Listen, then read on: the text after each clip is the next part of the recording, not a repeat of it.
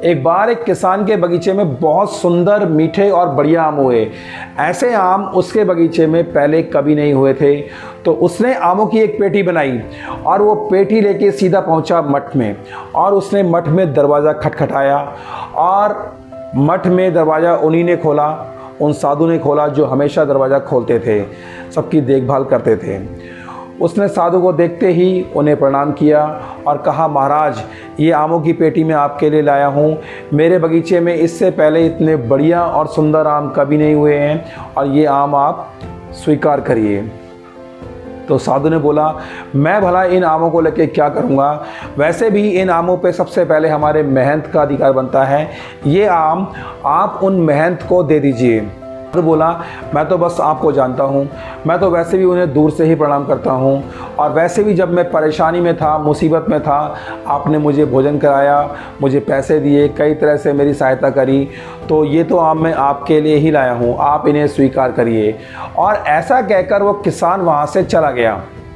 अब वो साधु सोचने लगे, मैं भला इन आमों को खा के क्या करूँगा, वैसे भी इन आमों के ऊपर उन महंत का अधिकार बनता है। और ऐसा सोच के उस साधु ने वो आमों की पेटी उन महंत को दे दी और कहा कि ये एक किसान आया था और वो आपके लिए ये आम लाया था, आप इन्हें स्वीकार करिए। अब महंत ने सोचा, हमारे आश्रम में एक बाबा बीमार चल रहे हैं जो बहुत ज़्यादा बूढ़े हैं, और मुझे लगता है कि इन आमों को उन्हें खाना चाहिए, क्योंकि इससे वो और जल्दी ठीक हो जाएंगे।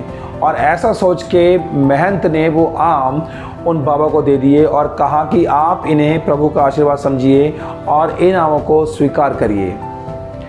अब बाबा ने वो फल ले तो लिए, लेकिन उन्होंने सोचा कि मैं भला इतने मीठे आम खा के क्या करूँगा, वैसे भी जो मेरी मंदिर में सेवा करते हैं, मुझे भोजन कराते हैं, मेरी देखभाल करते हैं, शायद ये आम उन्हें खाने चाहिए, इनके ऊपर उन्हीं का अधिकार बनता है।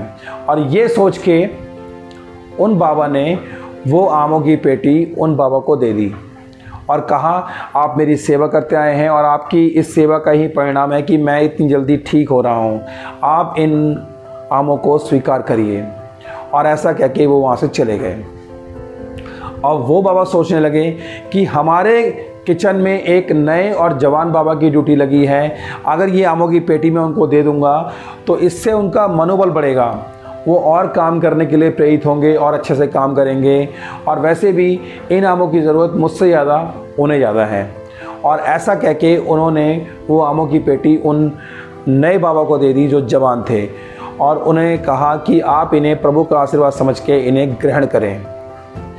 अब नए बाबा ने जब वो आमों की पेटी देखी और उन्होंने देखा इतने सुंदर आम, इतने सुंदर, इतने मीठे आम उन्होंने पहले कभी नहीं देखे थे, तो उन्होंने कहा, मैं तो अभी नया नया जवान बाबा बना हूँ, मुझ पे प्रभु की कृपा इतनी जल्दी नहीं बरस सकती, मुझे ये आम उनको देने चाहिए जो मंदिर में सबसे पहले दिखते हैं, सबसे पहले दरवाज़ा खोलते हैं, लोगों की देखभाल करते हैं, सबकी निगरानी करते हैं, सबकी रक्षा करते हैं।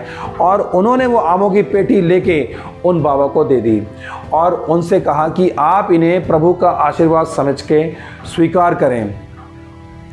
अब जैसे ही उन साधु ने उन आमों को देखा, वो देखते ही समझ गए ये तो वही आमों की पेटी है जो मैंने महंत को दी थी, और ये घूमकर दोबारा मेरे पास वापस लौट आई है।